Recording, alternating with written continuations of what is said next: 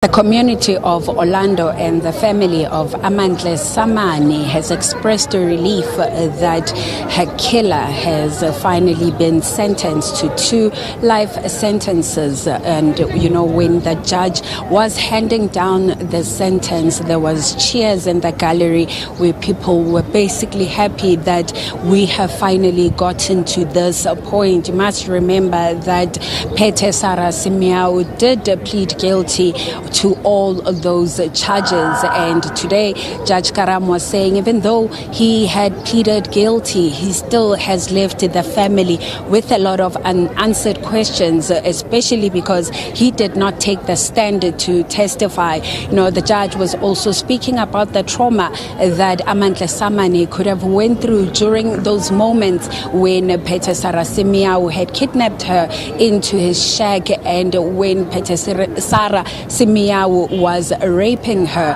And as we were speaking to the community, they did indicate that at least now the mother can find some form of healing, and they are saying at least now the law has taken its course. But I am joined right now by a family friend, and she has also been speaking for the family ever since this case basically started. Thank you so much, Sisi, for your time. Today, the judge was very clear that, Simiao is a dangerous person. And, right now, as we stand here, he has been sentenced to 2 life sentences. Your take on this, and maybe your reaction more than anything to this? Okay, 2 life sentences. It's a first sentence, even if it won't bring back Amantle, we understand, because she was still young, looking forward for kula kwake and everything, but Sarah decided to cut life yake short. But this, I'm hoping it will send a message to the perpetrators, kwanele, enough is enough. We can't go on like this. Every now and then we hear cases of abantwana balahliwe, barepiwe, babulewe. It's enough. So let it be a lesson to other perpetrators, stop it. And I think when we were in court in the previous occasion, one thing that Simiao said as soon as he pleaded guilty, he asked for forgiveness as the community of Orlando and also part of the family, as a family friend. What do you make of his plea to be forgiven by the family? I don't think ukuthi ubecela uxolo ngoba ubemina. He was just saying it because at first he denied of all these charges bekabekwe wona, but maybe makasabona ukuthi it's not easy, that is when he decided to plead guilty.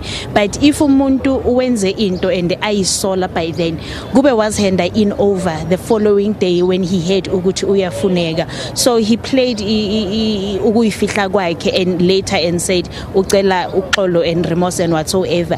I don't take it. Honestly speaking, I don't take it. But singabantu, we are not supposed to judge. God will judge. But yeah. Thank you so much for your time there. So I must just also add that, when Simiao basically pled guilty to the charges, he also asked the family, to forgive him for what he has done.